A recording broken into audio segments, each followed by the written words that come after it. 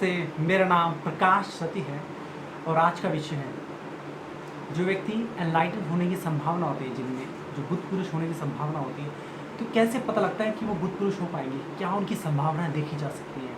अगर कोई एक व्यक्ति अपने आप को भी देखे तो वो अपने आप को भी जान सकता है क्या मुझ में वो संभावना है एनलाइटन होने की। क्योंकि जब तक एक व्यक्ति एनलाइटन होता है, ये बहुत लंबी जर्नी होती है, ठीक है, जो व्यक्ति तय करता है। तो शुरुआती दौर में उसको ऐसा लगता हो कि मैं जब वो साधक हो या साधक ना भी हो, कि कभी मैं क्या हो पाऊंगा। क्योंकि जब मैं इस पथ पे चलना शुरू हुआ था, जब मुझे ये भी नहीं पता था कि संन्यास भी कुछ ऐसी चीज़ होती है, एनलाइटमेंट होना भी कुछ होता है, साक्षात्कार मैंने पहली बार सुना था नाम, संन्यास पहली बार मेरे कान में पड़ा था, मैं घबरा गया था। मुझे लगा नहीं था कि कभी मैं भी सन्यासी हो पाऊंगा। क्योंकि मैंने संन्यास के बारे में जो सुना था, सुनने से ही कोई बंदा, आम बंदा काँप जाएगा। तो कैसे पता लगे कि कौन सा व्यक्ति सन्यासी एनलाइटन साक्षात्कार होने की संभावना है, वो क्या खूबियाँ और क्या कमियाँ होती हैं उस एनलाइटन व्यक्ति, किसी भी एनलाइटन व्यक्ति, हर दुनिया का कोई भी एनलाइटन रहा है, रहेगा, तो क्या बातें होती है इनमें, इनकी ज़्यादातर बातें मिलती जुलती होती हैं। तो क्या बातें होती हैं, वो बातें क्या होती है। पहली बात थोड़ी सी आपको उल्टी लगेंगी सुन के, जैसे कि ज़्यादा सोना। जो भी व्यक्ति एनलाइटन होने की संभावना होती है वो ज़्यादा सोते हैं। लोग बोलते कम सोना चाहिए, ज़्यादा सोना अच्छी बात नहीं, मगर वो व्यक्ति तरह सोते हैं, पहली बात।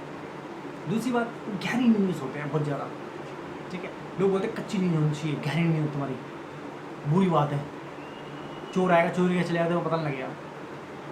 तो क्या होता है कि जब ये अपनी छोटी उम्र में होते हैं, बचपन में तो सभी 7-8 साल की उम्र में, तो हर कोई बच्चा 7-8 साल, 9 साल, 10 साल की उम्र में हर बच्चे गहरी नींद में सोते हैं, ज़्यादा करके गहरी नींद में ही सोते हैं।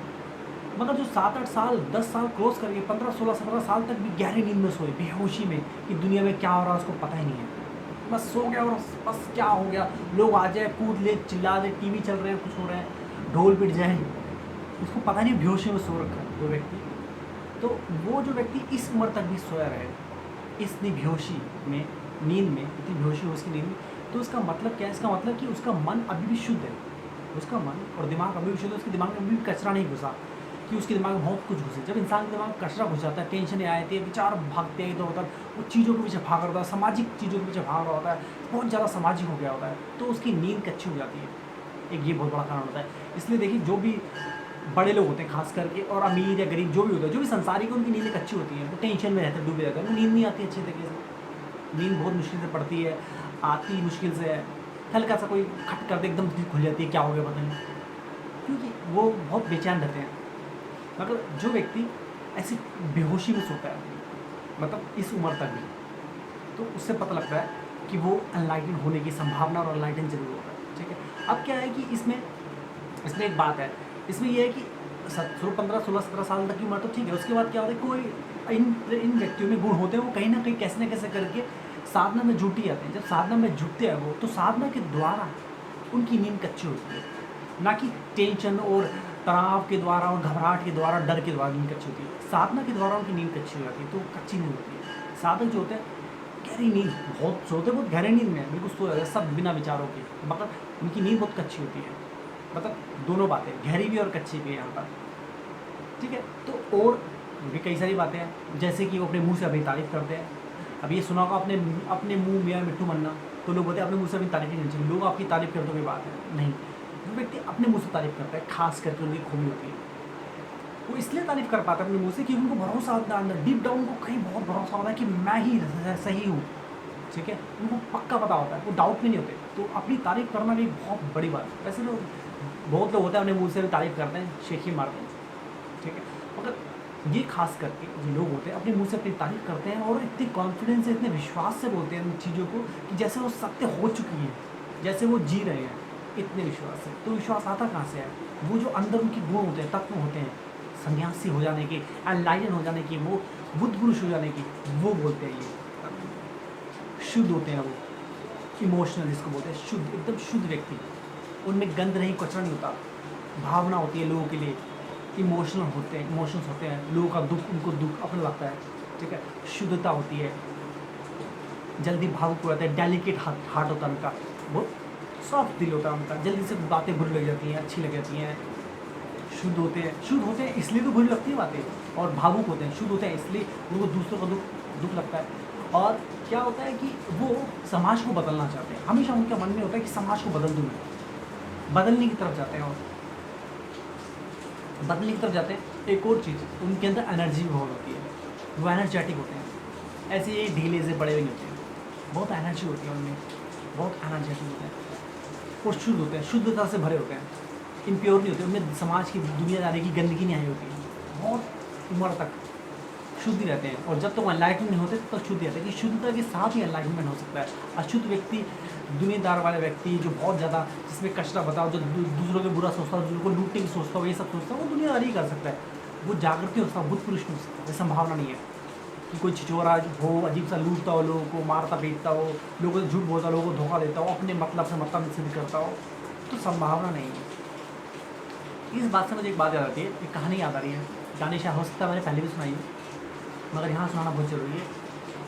एक साधु होता है, ठीक है, बहुत महान साधु होता है, उसके पास बड़े बड़े राजा के बच्चे पढ़ने आते हैं, बड़े बड़े लोगों के बच्चे उसके आश्रम में पढ़ने आते हैं।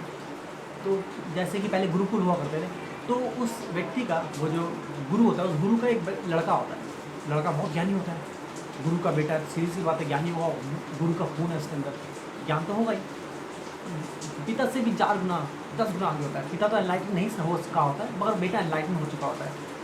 अब क्या होता है, बेटा होता है, उसके जो शिष्य होते हैं गुरु के, उसके बेटे से बहुत जलते हैं, क्योंकि उसकी बहुत तारीफ होती है और वो हमेशा हर बात का जवाब देता है, सही तरीके से देता है, तो उससे बहुत जलते हैं कि उसको इतनी अच्छी पदवी की मिलती है, हमें की नहीं मिलती, ये एक गुरु का बेटा और ये हमसे टक्कर लेगा, हम तो इतने बड़े सेठ की, राजा के बेटे, और ये इसकी क्या हैसियत, हमारा आगे टक्कर लेगा, तो उससे बहुत जलते हैं। वो कुछ ना कुछ करके उसकी शिकायत करते हैं, बहुत प्रॉब्लम क्रिएट करते हैं, तो कई इल्ज़ाम लगाते हैं उसके बाद, तो गुरु को मजबूरन उसको अलग कर देना पड़ता था कि इससे दूसरे लोगों को बुरा प्रभाव पड़ रहा है और गुरुकुल का माहौल ख़राब हो रहा है, गुरुकुल में बच्चे समझ नहीं पा रहे, तो वो समझता है कि इसको अलग ही कर देना चाहिए, तो अलग उसकी कुटिया बनाया था, ठीक है, तो अलग ही वो सब कुछ करता है, जो भी करता है, जो ज्ञान है सीखना होता है, उनको अलग कुटिया बना सकता है, उनके साथ मिलता नहीं है। तो बात दूर तक जाती है, कि राजा तक बात पूछती है कि ऐसे ऐसे करके बच्चा है, ठीक है, गुरु का बच्चा है, बड़ा ज्ञानी है वो, मगर वो झूठा भी है। 2 बातें कन्फ्यूजन है, या तो वो ज्ञानी है, बहुत बड़ा झूठा है, ठीक है। वो क्या कहता है कि उसके पास अगर आप पैसे लेके जाओगे तो पैसे रफा लेगा आपके, ठीक है, लालची है, मगर वो दिखावा करता है, ऊपर दिखावा करता है, मगर अंदर वो लालची है, ऊपर दिखावा करता है बड़ा अच्छा होने का, मगर अंदर वो लालची हो चला। तो राजा कहता अच्छा ऐसी बात है, चलो हम टेस्ट कर लेते हैं, अब ये जो गुरु है इसका बहुत नाम, बहुत ख्याति है, इसका लड़का ऐसा हो, लगता तो नहीं हो सकता, आप कह रहे तो होगा जरूर। तो राजा जाता है, उसके पास जाता है, गुरु से मिलता है, फिर लड़के से मिलता है, उनको प्रणाम करता है, ठीक है, तो बात करता है, कुछ बात में उनको बोलता है कि मैं आपके लिए भेंट लाया। लड़का बोलता है अच्छा क्या लाया, वो बोलता है ये, वो खोल दिखाता, कहता है ये हीरे जवाहरात है, बहुत कीमती, बेहद कीमती हीरे जवाहरात है, तो ये मैं आपके लिए भेंट लाया हूँ। वो बोलते हो भेंट भी लाया तो ये पत्थर लाए हो, कुछ अच्छी चीज़ लाते, कोई फल लाते, कोई फूल लाते, तो उसका इस्तेमाल ही हो पाता, फल खाया जा सकता था, फूल लगाया जा सकता था, खुशबू, कुछ ऐसी चीज़ जिसका इस्तेमाल से पत्थर हो, क्या करूँ, मैं खा सकता हूँ ना, तो कुछ कर सकता हूँ, पत्थर बढ़ जाएंगे, जैसे और पत्थर पड़ रहेंगे, क्या कर सकता हूँ, मेरे लिए व्यर्थ है, इस पत्थर का कोई मोल नहीं है मेरे लिए, ठीक है, और ये व्यर्थ है।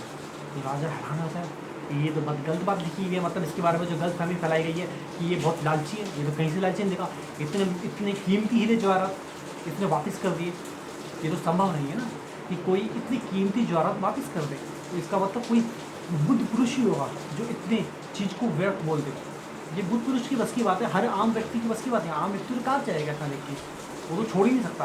तो फिर क्या होता है, राजा बोलता है ठीक है प्रणाम मैं जा रहा हूँ, राजा जाने लगता है, तो लड़का बोलता है रुकिए 1 मिनट जरा, अब ये जो बोझ उठा के लाए हैं पत्थरों का, अब आप इसको लेके क्या जाएंगे, जब पत्थर ही है, आप भी मान रहे पत्थर है, बोलता हाँ पत्थर है, जब मान ही लिया पत्थर तो उनको लेके क्या यहीं डाल जाओ। राजा बोलता है अच्छा तो ये बात है, ये चक्कर है, तो इसके बारे में जो बात फैलाई गई थी सही थी, तो राजा को शक होता है। अब राजा शर्मिंदगी में वापस ले जा नहीं सकता था क्योंकि भेंट लाया था, तो राजा क्या करता है वहाँ डाल देता है उसकी कुटिया के बाहर, ठीक है, डाल देता है, कुटिया बिल्कुल अलग होती है, वहाँ कोई आता नहीं कुटिया में, ठीक है।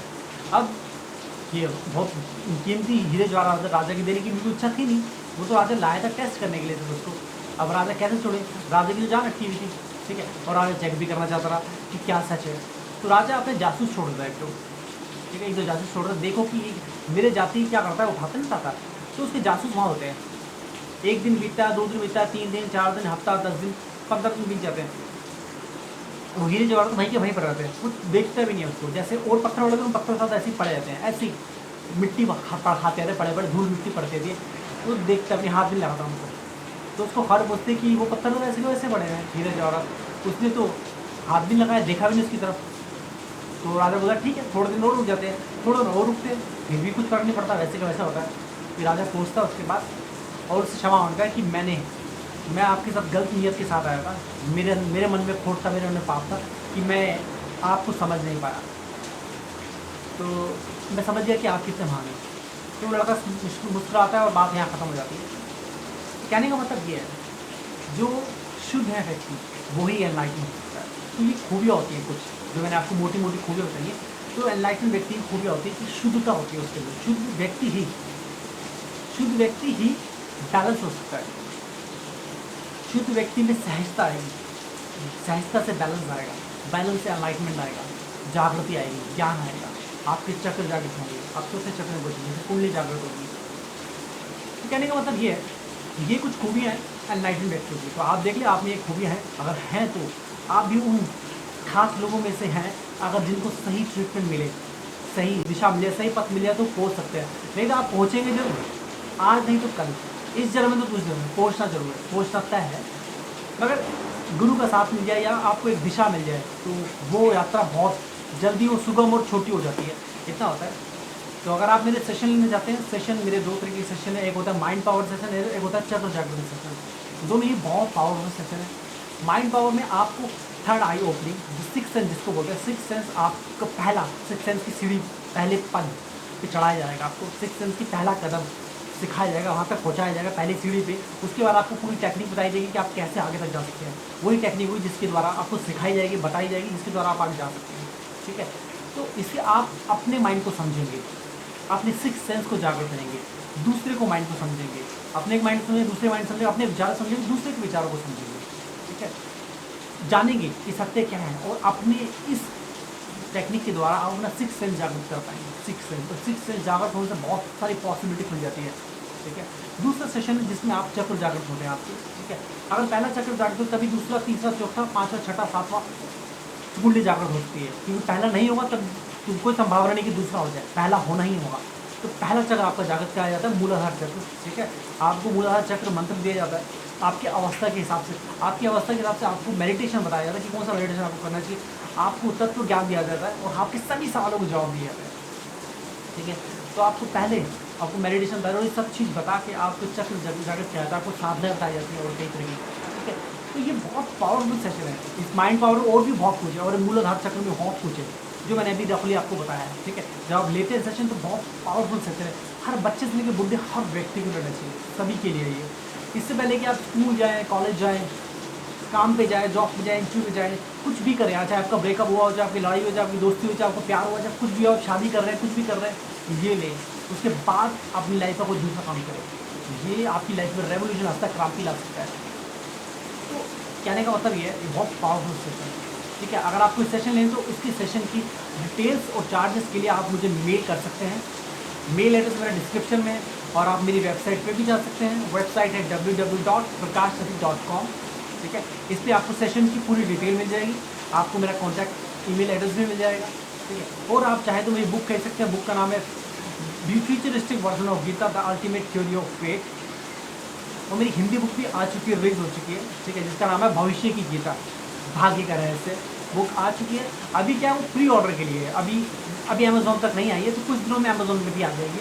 तो अभी प्री ऑर्डर के लिए अगर कोई चाहता है, कोई थोड़ा जल्दी में पढ़ना चाहता है, थोड़ा ज़्यादा उत्सुक है, तो वो ऑर्डर कर सकता है, प्री ऑर्डर उसको मिल जाएगी बुक जल्दी। ठीक है, नहीं तो आप वेट कर सकते हैं थोड़ा दिन का, जब अमेज़ोन पे और फिजिकल स्टोर्स पे अवेलेबल रहेगी सब जगह, तो आप आराम से खरीद सकते हैं। ठीक है, अभी भी आप आराम से खरीद सकते, कोई दिक्कत नहीं। तो जो जल्दी में जो है उनके लिए कुछ स्पेशल प्रिंटिंग करे बुक्स है, कुछ लिमिटेड बुक्स है जो उनके लिए अवेलेबल है। ठीक है, तो वो खरीद सकते हैं कुछ बुक।